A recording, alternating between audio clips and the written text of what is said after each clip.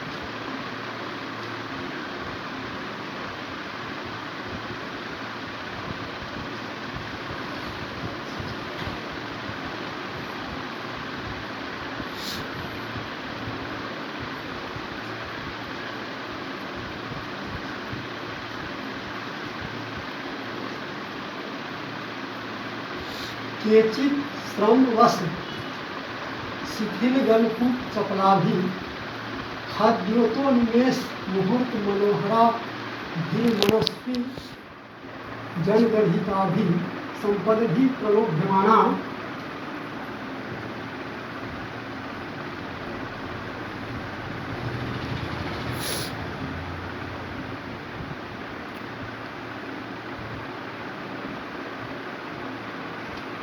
धन लवला भावले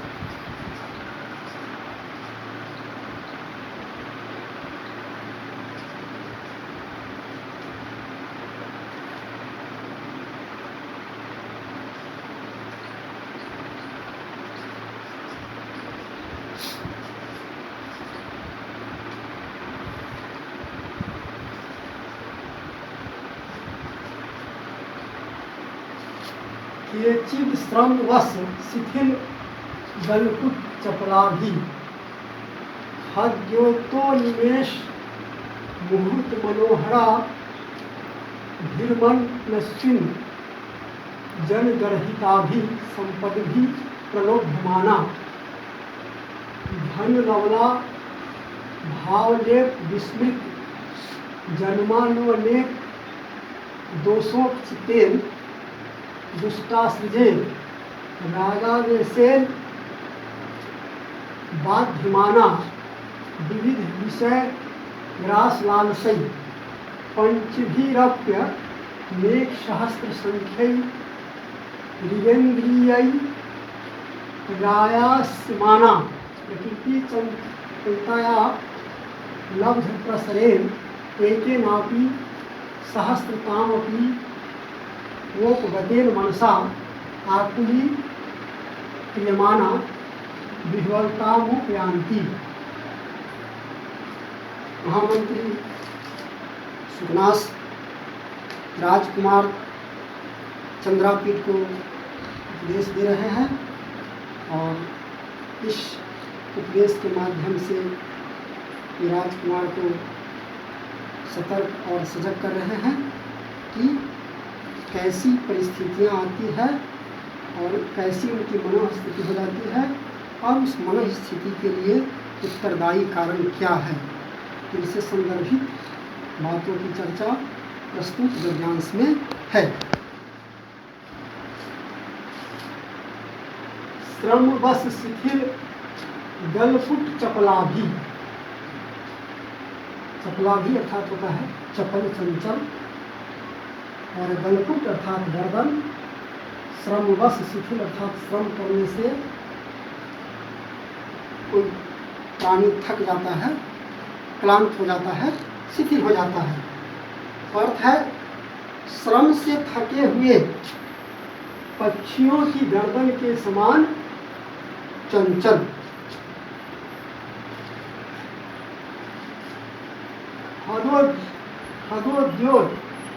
हतोद्योत उन्मेष मुहूर्त मनोहराधि मनस्वी जन गर्हिताधि संपदि प्रलोभमाना। हद्योत जिसको हम कहते हैं जुगनू, कम समय के लिए इससे प्रकाश निकलता है। मुहूर्त मनोहरा, और वह उस समय क्षण वह चित्ताकर्षक होता है।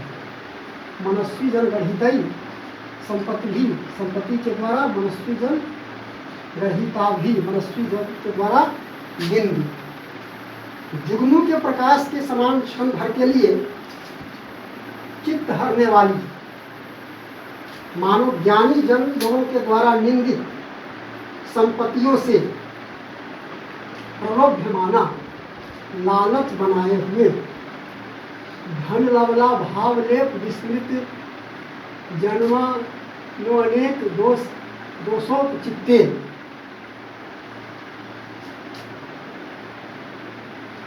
धन लवला भावलेप विस्मृत जन्म, थोड़े से धन के पाने के घमंड से